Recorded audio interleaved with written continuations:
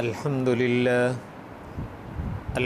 لله نحمده ونستعينه ونستغفره ونؤمن به ونتوكل عليه ونعوذ بالله من شرور أنفسنا ومن سيئات أعمالنا من يهده الله فلا مضل له ومن يضلله فلا هادي له ونشهد أن لا إله إلا الله وحده لا شريك له ونشهد أن سيدنا ومولانا محمدا عبده ورسوله أما بعد فأعوذ بالله من الشيطان الرجيم بسم الله الرحمن الرحيم ما يلفظ من قول إلا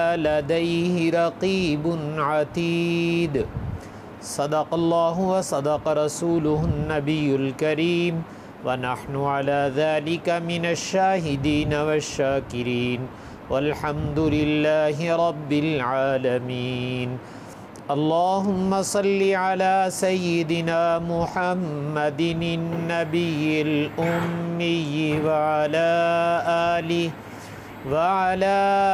آله وأصحابه وسلم تسليما كثيرا كثيرا يا رب صل وسلم دائما أبدا على حبيبك خير الخلق كلهم۔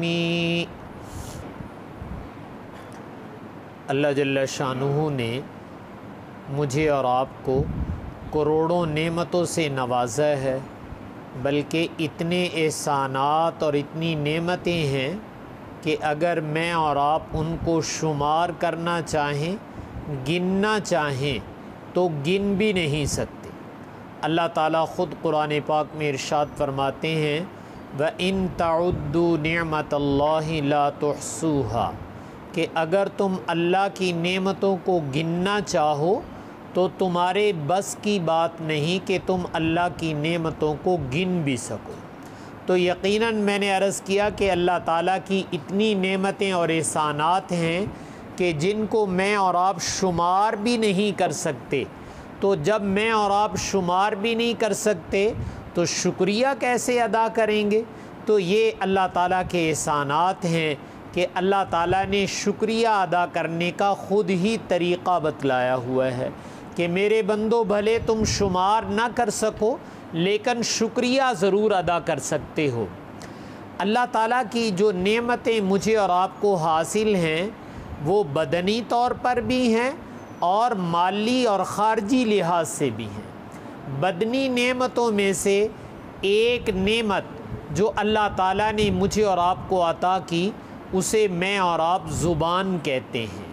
یہ اللہ تعالیٰ کی وہ نعمت ہے جس کے ذریعے سے میں اور آپ اپنے ما فی الضمیر کو بیان کر سکتے ہیں کہ میرے اور آپ کے دل میں کیا ہے۔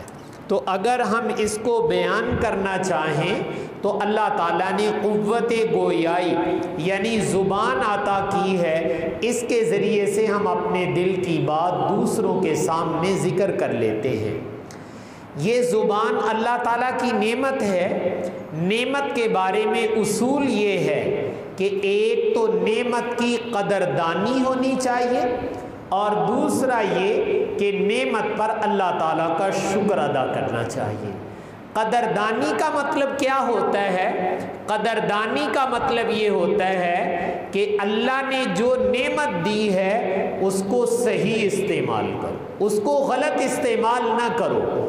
ایک باپ اپنے گھر میں چیزیں لا کے دیتا ہے، اگر باپ کی لائی ہوئی چیزوں کو صحیح استعمال کیا جائے تو باپ دیکھ کر خوش ہوتا ہے کہ بھئی میں نے جو سامان لا کر دیا ہے بچوں نے اس کی قدر کی ہے، سنبھال کے رکھا ہے، صحیح استعمال کر رہے ہیں۔ اور اگر بھائی گھر میں لانے والے سامان کو میں اور آپ غلط استعمال کریں، ادھر ادھر پھینک دیں تو باپ دل برداشتہ ہوتا ہے کہ میں کتنی محنت سے ان کے لیے چیزیں لے کے آتا ہوں اور یہ ضائع کر دیتے ہیں، غلط استعمال کرتے ہیں۔ تو بھائیو زبان بھی تو اللہ تعالیٰ نے دی ہے، تو اللہ تعالیٰ یہ دیکھنا چاہتے ہیں کہ میری دی ہوئی نعمت جسے زبان کہتے ہیں اس کو صحیح استعمال کرتے ہیں کہ غلط؟ اگر صحیح استعمال کرتے ہیں تو ہم اللہ کی نعمت کے قدردان ہو گئے، اور اگر بھائیو اس کو غلط استعمال کرتے ہیں تو ہم اللہ تعالیٰ کی نعمت کی ناقدری کر رہے ہیں۔ تو اس لیے ہم نے اللہ کی اس نعمت کی قدردانی کرنی ہے، اور وہ یہ کہ زبان کا صحیح استعمال کرنا چاہیے، بلکہ صحیح استعمال سیکھنا چاہیے، اور اس پر اللہ تعالیٰ کا شکر بھی ادا کرنا چاہیے کہ اللہ تعالیٰ نے قوت گویائی عطا کی ہے، تو میں نے کہا اس نعمت پر شکر بھی اور اس نعمت کی قدردانی بھی، اس لیے کہ میں اور آپ اپنی زبان کو جو استعمال کرتے ہیں تو حق تعالیٰ قرآن پاک میں ارشاد فرماتے ہیں ما یلفظ من قول الا لدیہ رقیب عتید، کہ تمہاری زبان سے جو بات بھی نکلتی ہے، تمہارے منہ سے جو بات بھی نکلتی ہے، یہ ہوا میں نہیں اڑ جاتی، تمہاری اس بات کو کیچ کرنے کے لیے، محفوظ کرنے کے لیے تمہارے دائیں بائیں کرامن کاتبین بیٹھے ہوئے ہیں،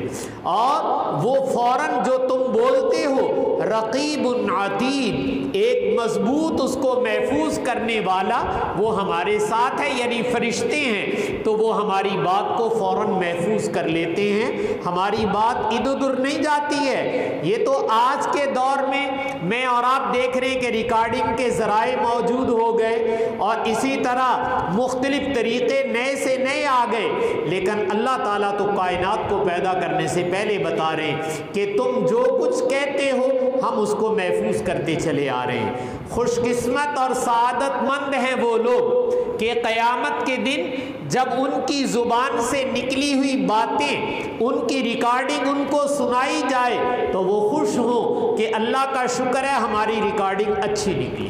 اور بھائی اگر قیامت والے دن اپنی کہی ہوئی باتوں پر ندامت، شرمندگی اٹھانی پڑے تو آج موقع ہے اس سے توبہ کر لینی چاہیے۔ تو زبان کا صحیح استعمال میں نے عرض کیا کہ یہ بہت ضروری ہے، اور اللہ تعالیٰ قرآن شریف میں جا بجا اس کے متعلق کہتے ہیں۔ اللہ تعالیٰ نے زبان کے متعلق ایک کہا یا ایھا الذین آمنوا اتقوا اللہ وقولوا قولا سدیدا، میرے بندو جب بھی بات کرو تو درست بات کرو، غلط بات نہ کرو، صحیح بات کرنی چاہیے۔ بات کا صحیح ہونا بہت ضروری ہے، اور پھر اس کے بعد کچھ اور باتیں بھی کہی۔ ایک جگہ اللہ تعالیٰ فرماتے ہیں کہ جب تم بات کرو تو قولا لینا، تمہارا لب و لہجہ نرم ہونا چاہیے، نرم لب و لہجے میں بات کرنا یہ بھی قرآن کا حکم ہے۔ قولا حسنا، تمہیں خوبصورت بات کرنی چاہیے، یہ بھی قرآن کا حکم ہے۔ قولا کریما، تمہیں باعزت طریقے سے بات کرنا چاہیے، یہ بھی قرآن کا حکم ہے۔ تو قرآن نے یہ چاروں باتیں کہی ہیں کہ تمہاری بات درست ہو، غلط نہیں ہونی چاہیے، تمہاری بات نرم لہجے سے ہونی چاہیے، تمہاری بات خوبصورت ہونی چاہیے، اور جب تم کسی سے مخاطب ہو تو قولا کریما، بات اس انداز سے کرو کہ بات میں عزت ٹپکنی چاہیے، مخاطب کی عزت نکلے، مخاطب کی توہین نہیں ہونی چاہیے۔ تو میں نے کہا زبان کو بھائی کیسے استعمال کرنا چاہیے، اللہ تعالیٰ کے قربان جائیں، اللہ تعالیٰ نے یہ ساری باتیں قرآن پاک میں مجھے اور آپ کو سکھا دی کہ میرے بندو میری یہ دی ہوئی نعمت جسے زبان کہتے ہو اس کو صحیح استعمال کرنے کا طریقہ کیا ہے؟ تو اللہ تعالیٰ صحیح استعمال کا طریقہ مجھے اور آپ کو قرآن پاک میں بیان فرما رہے۔ یقیناً یہ طریقہ مجھے اور آپ کو سیکھنا چاہیے کہ ہم غلط بیانی تو نہیں کرتے ہیں، ہم سخت رویہ تو نہیں زبان سے اختیار کرتے، ہم خوبصورت بات کرتے ہیں یا بدنما بات کرتے ہیں، ہم اپنے مخاطب کی تکریم اور تعظیم والی بات کرتے ہیں یا تحقیر اور ہتک آمیز بات کرتے ہیں، یہ مجھے اور آپ کو دیکھنا چاہیے۔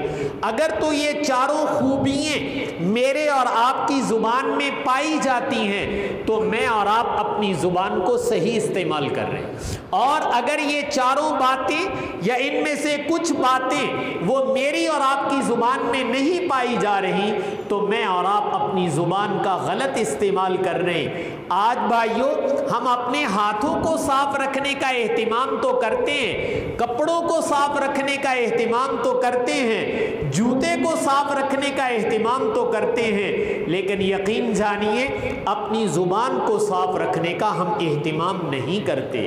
زبان ہماری میلی کچیلی گندی ہو جاتی ہے اور ہمیں احساس بھی نہیں ہوتا کہ ہماری زبان صاف ہے یا ہماری زبان گندی اور میلی کچیلی ہو چکی ہے۔ تو اس لیے زبان کا صاف ستھرا ہونا اس کا ہمارے دین میں تقاضا کیا گیا ہے، بلکہ اللہ تعالیٰ نے تو یہ وعدہ کیا ہے کہ تم صحیح درست بات کیا کرو، اس کی برکت یہ ہے یصلح لکم اعمالکم۔ اللہ تعالیٰ زبان کے صحیح استعمال کی وجہ سے تمہارے بقیہ اعمال اور کاموں کی اصلاح فرما دیں گے۔ تم زبان پہ محنت کر لو، تمہارے اعضاء و جوارے سے نکلنے والے باقی اعمال اللہ تعالیٰ ان کی اصلاح فرما دیں گے۔ یغفر لکم ذنوبکم، اور اللہ تمہارے گناہوں کو معاف کر دیں گے۔ تو دیکھیے ایک زبان کا صحیح استعمال اگر میں اور آپ سیکھ لیں تو اس کی برکت سے ہمارے بقیہ اعمال کی اصلاح بھی ہو جائے گی اور ہمارے گناہوں کو معاف بھی کر دیا جائے گا۔ اس لیے میں نے کہا کہ قرآن پاک نے زبان کے صحیح استعمال پر بہت زور دیا ہے کہ ایمان والے ان کی زبان شائستہ اچھی ہونی چاہیے، اور چار خوبیاں جو قرآن نے زبان کی بیان کی ہیں وہ چاروں میں نے عرض کی ہیں۔ ایک کو سدید کہتے ہیں، بات درست ہونی چاہیے، غلط نہیں ہونی چاہیے۔ قولا لینا، زبان نرم ہونی چاہیے، سخت لب و لہجہ نہیں ہونا چاہیے۔ قولا حسنا، بات خوبصورت ہونی چاہیے، بے ڈھنگی اور بھدی نہیں ہونی چاہیے۔ قولا کریما، بات جب کی جائے تو اس سے تعظیم ٹپکے، عزت نکلے، اس سے توہین اور تحقیر مقصود نہیں ہونی چاہیے۔ یہ چار خوبیاں اللہ نے قرآن میں میری اور آپ کی زبان کے متعلق بیان کی ہیں۔ تو بھائیوں مجھے اور آپ کو یہ چاروں خوبیاں اپنی زبان میں بھی پیدا کرنی ہے اور اپنے معاشرے میں بھی پیدا کرنی ہے، اپنے عمل سے اپنے ملنے والوں میں بھی پیدا کرنی ہے۔ اگر میں اور آپ ٹھان لیں تو یقیناً میں نے کہا زبان کا صحیح استعمال وہ ہماری بہت ساری برائیوں کو ختم کر سکتا ہے۔ حضرت معاذ رضی اللہ تعالی عنہ رسول پاک صلی اللہ علیہ وسلم کی خدمت میں ہیں، آپ نے نصیحتیں طلب کی کہ یا رسول اللہ کوئی نصیحت فرما دیں۔ آپ نے مختلف نصیحتیں فرمائیں، مختلف باتیں دین کی ارشاد فرمائیں۔ حضرت معاذ نے آخر میں عرض کیا یا رسول اللہ یہ تو دین کی بہت ساری باتیں ہو گئیں، اب مجھے کوئی ایسی بات بتا دو جو ان تمام باتوں کی جڑ ہو، جو ان تمام باتوں کی بنیاد ہو۔ کوئی ایک بات ایسی بتا دو جس میں دین کی یہ ساری باتیں اس کے اندر آ جائیں۔ جب حضرت معاذ رضی اللہ تعالیٰ نے یہ عرض کیا تو آپ نے ارشاد فرمایا معاذ ان دین کی تمام باتوں کی جڑ بتا دوں، بنیاد بتا دوں جس میں یہ دین کی ساری باتیں آ جائیں؟ عرض کیا جی ہاں یا رسول اللہ بتا دیں۔ تو آپ نے ارشاد فرمایا معاذ اپنی زبان کو قابو میں لے آؤ، اپنی زبان کو صحیح استعمال کر لو۔ بس اگر تم نے اپنی زبان قابو میں کر لی اور زبان کا صحیح استعمال کر لیا تو یہ دین کی ساری باتوں کی جڑ اور بنیاد ہے، اور دین کی ساری باتیں اس کے اندر آ جائیں گی اگر تم نے اپنی زبان کا صحیح استعمال اور زبان قابو میں کر لی۔ حضرت معاذ نے آگے سے عرض کیا یا رسول اللہ، کیا قیامت کے دن یہ جو ہم باتیں کرتے ہیں اس کی وجہ سے کوئی پکڑ ہوگی، کوئی مواخذہ ہوگا جو ہم آپس میں باتیں کرتے ہیں ادھر ادھر کی؟ تو آپ نے ارشاد فرمایا معاذ، قیامت کے دن اکثر و بیشتر لوگوں کو اوندا منہ جہنم میں جو ڈالا جائے گا، حصائد السنتہم، وہ ان کے زبان کے بولوں کی وجہ سے ہوگا، ان کی زبان کے کرتوتوں کی وجہ سے ہوگا۔ آپ نے فرمایا جہنم میں جانے والے زیادہ لوگ جن کو اوندا منہ کھینچ کے ڈالا جا رہا ہے، اگر پوچھا جائے کہ ان کو گھسیٹ کر اوندا منہ جہنم میں کس عمل کی بدولت ڈالا جا رہا ہے، تو بتایا جائے گا کہ یہ اپنی زبان کا غلط استعمال کرتے تھے۔ تو آپ نے یہ بھی بتا دیا کہ جہنم میں اوندا منہ جانے کی بنیادی وجہ وہ انسان کی زبان کا غلط استعمال ہے۔ تو بھائیو، میں عرض یہ کر رہا ہوں کہ زبان کے صحیح استعمال پر قرآن نے زور دیا ہے، رسول پاک صلی اللہ علیہ وسلم نے بہت زور دیا ہے۔ آپ کے ایک صحابی ہیں سیدنا ابو ذر رضی اللہ تعالی عنہ، آپ کی خدمت میں آئے اور عرض کیا اوصینی یا رسول اللہ، اللہ کے رسول کوئی وصیت ہی کر دیں، کوئی مجھے نصیحت کر دیں۔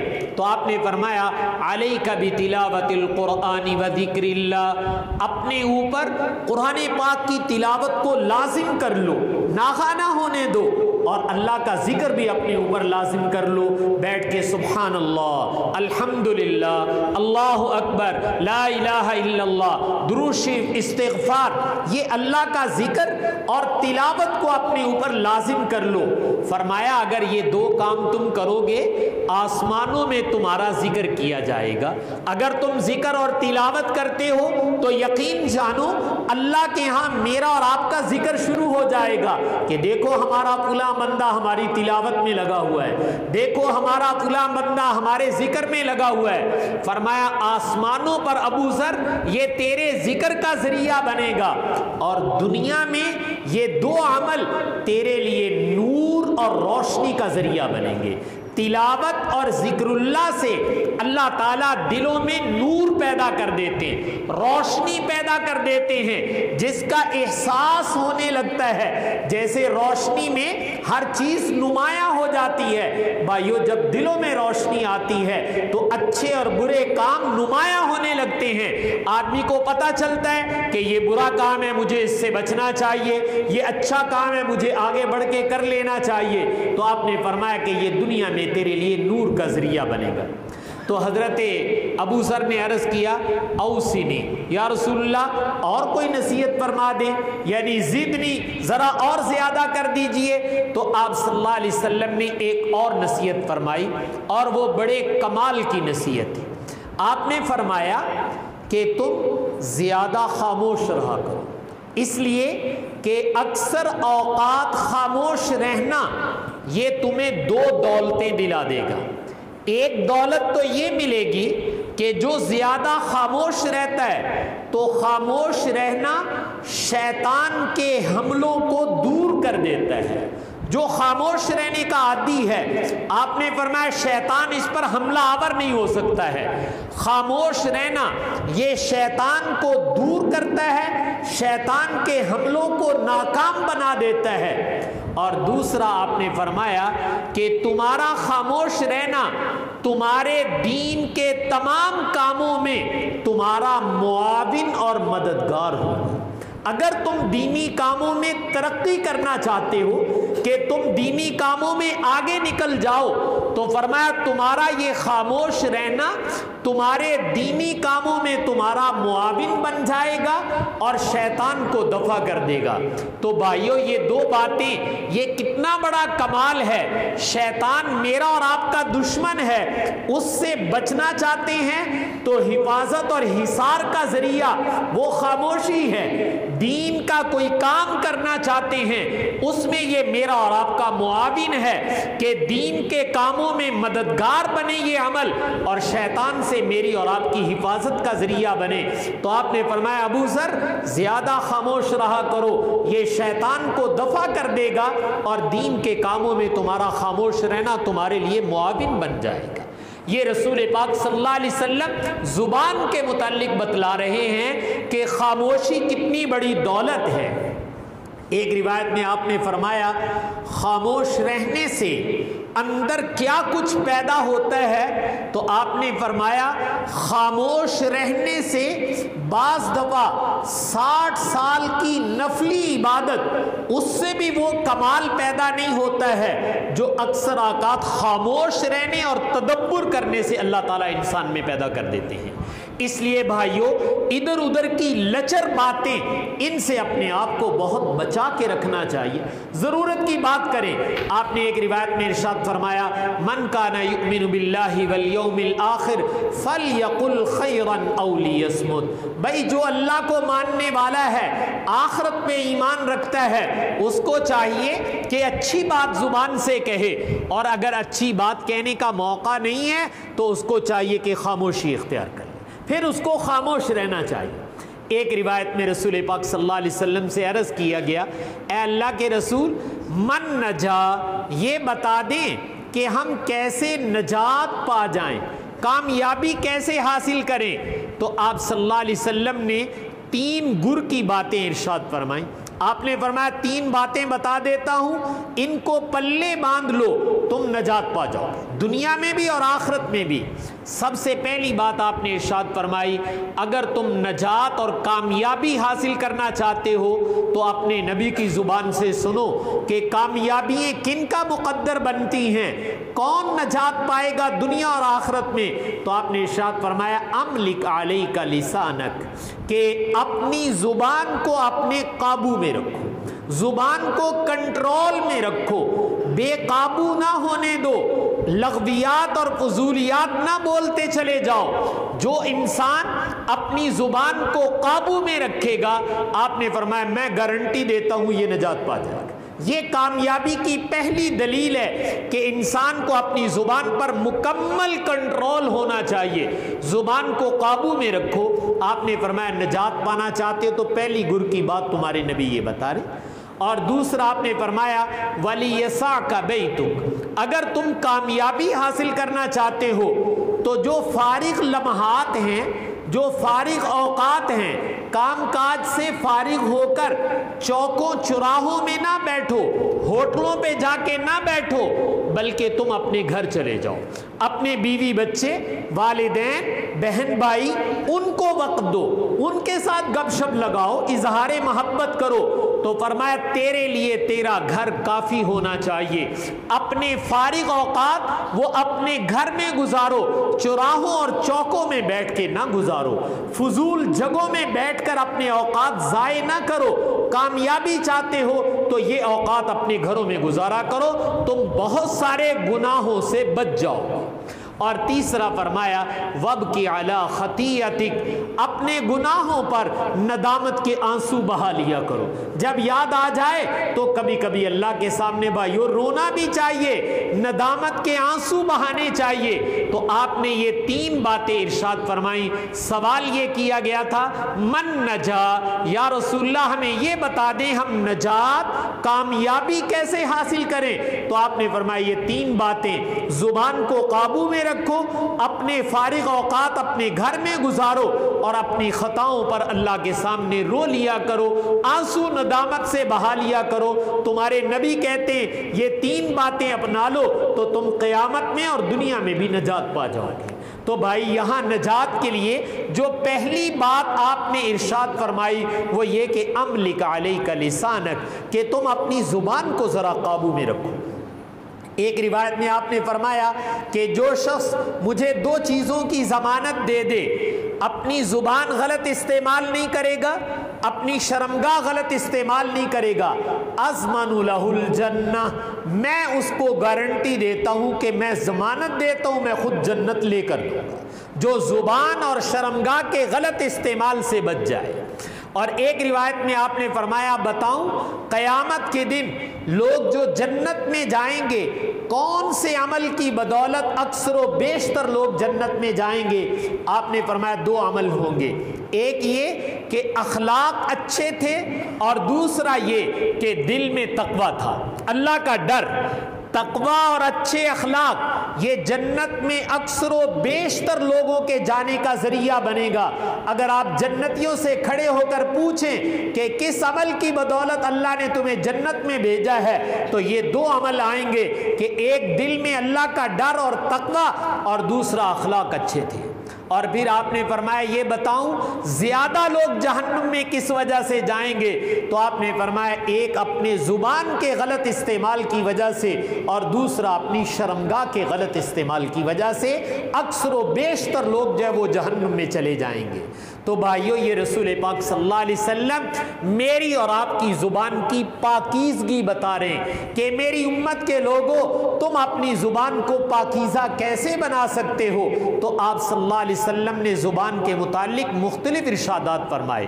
ایک روایت میں آپ نے فرمایا من صمت نجا، جو بلا ضرورت نہ بولے، ضرورت پر خوب بولو لیکن بلا ضرورت کسی کی بات ایران توران کی بات جو میری متعلقہ نہیں ہے مجھے اس میں رائے دینے کی ضرورت نہیں ہے۔ فرمایا جو لغویات سے اعراض کر لے اور خاموشی اختیار کر لے تو آپ نے فرمایا میں گواہی دیتا ہوں یہ نجات پا جائے گا۔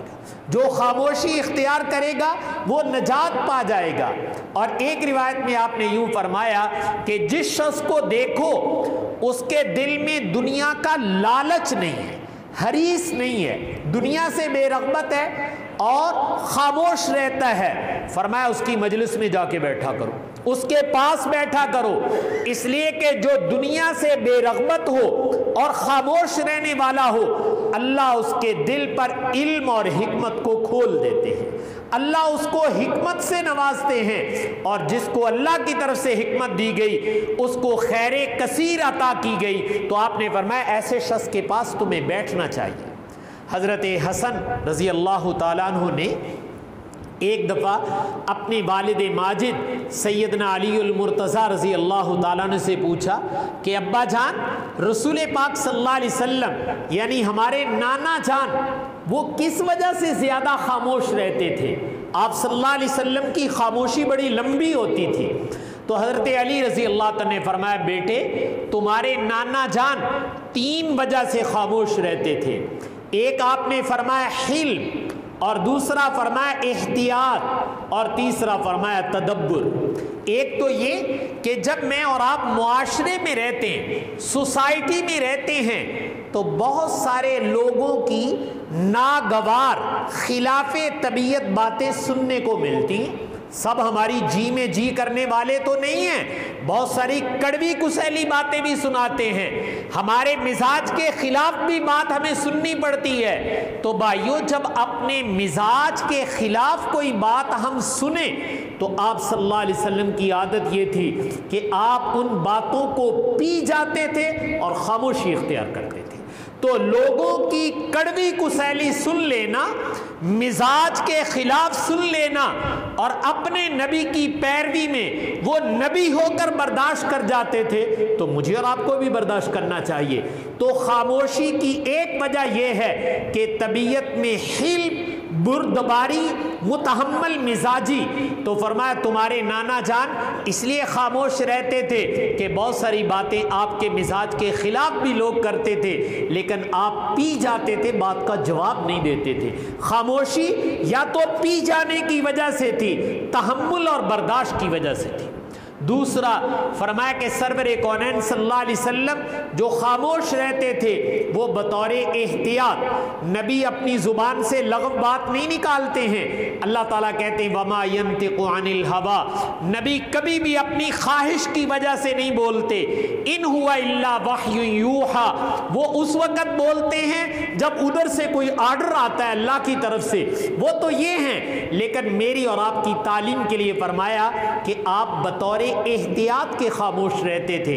احتیاط کا تقاضا یہ ہے کہ زیادہ باتیں کریں گے تو زبان سے کوئی غلط نہ نکل جائے، احتیاط کا تقاضا یہ ہے کہ بس بقدر ضرورت بولو باقی خاموش رہو۔ تو آپ صلی اللہ علیہ وسلم کی خاموشی کی ایک وجہ احتیاط کرنا تھا، جو امت کو سکھانے کے لیے تھا کہ میری امت کے لوگوں تم بھی احتیاط کرنا، زبان کو ایسے نہ استعمال کرنا۔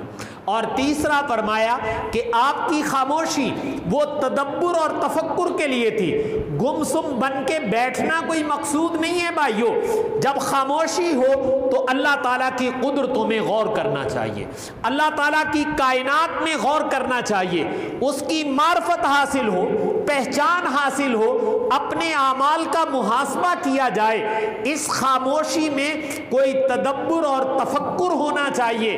تو رسول پاک صلی اللہ علیہ وسلم بھی جب خاموش بیٹھتے تھے تو سیدنا علی رضی اللہ تعالیٰ عنہ فرما رہے ہیں کہ تمہارے نانا جان کی خاموشی وہ تدبر اور تفکر کے لیے ہوتی تھی۔ تو بھائی میں اور آپ بھی خاموش رہیں اس لیے کہ برداشت کر جاؤ پی جاؤ، میں اور آپ خاموش رہیں احتیاط کے پیش نظر کے زبان سے غلط نہ نکل جائے، اور جب خاموش رہیں تو اپنے نبی پاک کی پیروی میں کوئی تدبر اور تفکر، غور و فکر کرنا جس کو کہتے ہیں کائنات اور جہان میں اور اپنے بارے میں، تو یہ غور و فکر کے لیے خاموشی ہونی چاہیے۔ تو یہ رسول پاک صلی اللہ علیہ وسلم کی سنت ہے۔ اس لیے بھائیو زبان کا صحیح استعمال سیکھو اور زبان کے غلط استعمال سے بچاؤ۔ اگر بعنوان دیگر کہوں تو زبان کو گندا ہونے سے بچاؤ۔ بس جیسے ہاتھوں کو صاف رکھتے ہو، ارے صابن سے دھوتے ہو، میل کچیل اتارتے ہو، اپنی زبان کی میل کچیل بھی تو اتارو۔ اس سے کتنے میں اور آپ بکواس کرتے ہیں، فضولیات لغویات بکتے ہیں۔ میں نے کہا اگر حقیقت کی آنکھیں ہوں، دل میں نور ہو تو زبان کا کالا سیاہ ہونا نظر آ جائے، لیکن آج میں اور آپ اپنی زبان کو سیاہ کر کے بیٹھے ہوئے ہیں اور ہمیں احساس بھی نہیں ہے کہ ہماری زبان کالی ہو گئی، سیاہ ہو گئی، اس کو کیسے پاک کیا جائے گا؟ تو میں نے کہا قرآن یہ کہتا ہے کہ بھئی اپنی زبان کی پاکیزگی، جو 4 اصول قرآن نے بیان کیے ہیں، یہ مجھے اور آپ کو اختیار کرنے ہیں۔ اس لیے اپنی زبانوں کی پاکیزگی، ماحول میں پاکیزگی پیدا ہوگی۔ عربی کا ایک شاعر ہے، وہ کہتا ہے جراحات السنان لها التیام ولا یلتام ما جرح اللسان۔ آپ تیر ماریں، نیزہ ماریں، تلوار، چھری، چاقو ماریں، اس سے جسم زخمی ہوگا اور اس پر مرم پٹی رکھیں وہ دوبارہ ٹھیک ہو جائے گا۔ لیکن اگر آپ زبان کا غلط استعمال کرتے ہیں، اس سے جسم نہیں زخمی ہوتا بھائیو، اس سے دل زخمی ہوتے ہیں، اور جب دل زخمی ہو جایا کرتا ہے اور پھر یہ مندمل نہیں ہوتا، یہ مرم پٹی رکھنے سے نہیں، یہ زخم ہمیشہ ہرے رہتے ہیں۔ تو ہم اپنی زبان سے بھائی لوگوں کے دل زخمی کر دیں۔ ارے کسی کا خون نکلے تو ہم گھبرا جاتے ہو، خون نکل آیا، ادھر سر پھٹ گیا ہے، بھائی یہ تو خون و خون ہو گیا ہے۔ خون نکل کر تو ہم نادم ہو جائیں، لیکن کسی کا دل زخمی کر دیا، اس پر مجھے اور آپ کو ندامت ہی نہیں ہے۔ اس لیے میں اور آپ اپنی زبان کا صحیح استعمال سیکھیں کہ مسلمان کی زبان کیسی اچھی ہوتی ہے۔ یہ مجھے اور آپ کو قرآن پاک کے حوالے سے اور نبی پاک صلی اللہ علیہ وسلم کی تعلیمات کی روشنی میں سیکھنے کی ضرورت ہے۔ اللہ تعالیٰ سے دعا ہے کہ اللہ تعالیٰ مجھے آپ کو عمل کرنے کی توفیق عطا فرمائے۔